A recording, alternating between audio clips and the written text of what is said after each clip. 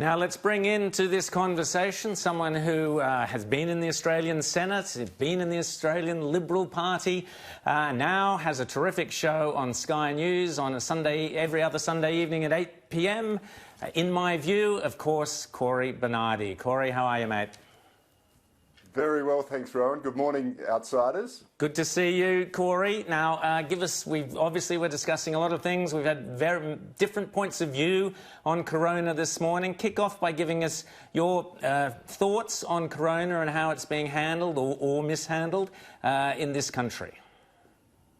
Well, Rowan, unfortunately, coronavirus is a serious illness for a great many people, but it doesn't warrant the response that we've seen both in this country and around the world. And my concern is that this has been seized upon by the left of the political spectrum to get right-of-centre governments to do their work for them.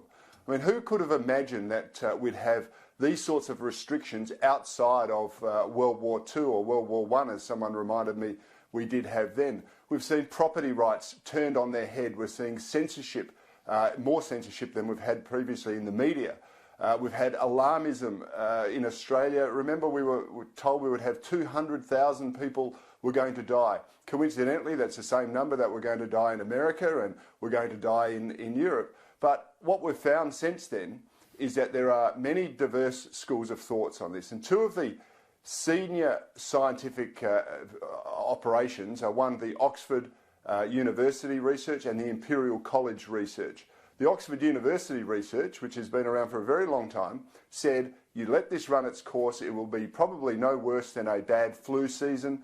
There are probably tens of millions infected by it. And the Imperial College research said, no, this is a calamity that's going to be like the Black Death. We're going to have 500,000 people die. And that's the one that governments have seized upon. Now, since then, Imperial have backed away from their forecasts. They're now even saying, well, there could be as many as 18 million people infected in Europe already, which makes this death toll, terrible as it is, globally, it makes it down to a bad flu season. We are doing the left's bidding. We've now got universal income, we've got restrictions on what we can do, we've had property rights turned on their head, and our country in Australia is going to have $1 trillion worth of debt that successive generations are going to repay. And so the consequences of this are we are doing the bidding of the people that we know that want to promote socialism. And didn't we see that yesterday when Bob Carr, the former New South Wales Premier, former Foreign Minister, said that socialism is necessary to bail out capitalism? Well, the problem is it's not. We've got too much socialism already in this country, and the coronavirus has allowed it to be fueled on steroids, and unfortunately cooler heads need to prevail. Rita. Well, my worry is the generations that are coming up, Generation Z, the millennials, even Gen X, who've still got decades of work ahead of them. How are they ever going to pay back the expenditure that we have put out during this crisis? The money, the packages that have come one after another. How long do you see we're going to be in debt before we can be back to normal? Once we are out of this storm? Well, Rita, realistically, you can't expect this debt to be repaid inside of a generation. There's only three ways to get out of debt. One is you default, which is not really appropriate for a Western democratic government. We leave that to Venezuela and Argentina. One is to rob from future generations, and that's the time-honoured manner. But there's also the one called inflate away the debt, and that means you let inflation get up ahead of steam so that the cost of repaying $1 trillion is not so great in 10 or 15 years. Right now, when interest rates are very, very low, it doesn't seem like much of a burden. But you've got to understand we've got a 2,000-year low in interest rates, and they're going to go higher at some point in the future, and that's when we're really going to feel the impact on this. And as far as, you look at Australia, a friend of mine told me the other day, he said, really, we've now become a federation of Australian socialist states. He pronounces that as farce, and I think that's exactly where we are. This is farcical. Love it. James. Well, what I think has been pretty farcical, Cory, has been the way people have been so, I think, immediately accepting of these really huge restrictions on their own personal behavior. Now, I know that this is an important thing and people need to socially distance themselves and isolate. I'm not contravening any of the medical evidence there. But I also wonder how far this goes and how we wind up coming out of this, not just economically, but socially. I mean, like, the most ridiculous thing I thought was the Andrews government, the first time I've ever seen a progressive government decide that it wanted to get involved with what people do in their bedrooms, with their ban on couples who don't live together associating. How do we get back and, encourage some for us to push back against this assault on our personal liberties without just copying the accusation that, oh, you're just selfish and you want to kill Granny so that you can get on with your life? What do you say to that, Cory? Well, James, I agree with you. We need a bit of common sense. I mean, social distancing is common sense. You don't want to transmit a virus to other people, just like you would if you had the flu. And you recognise that this is perhaps a little bit more dangerous than the flu at this point in time, and so you don't go and visit those who are at high risk. But ultimately, there has been like a sheeple experiment that people have just accepted the horrific forecasts and the trampling of their freedoms. And they're relatively happy with it at the moment because, okay, I've lost my job, but I know that I'm going to get $750 a week or $1,500 a fortnight, or I'm going to get accelerated onto the dole and get $550. And so, it's like a bit of a holiday for a lot of people. I can work from home, and we know that people do that in their pajamas and don't really do that much work. Netflix is kicking on.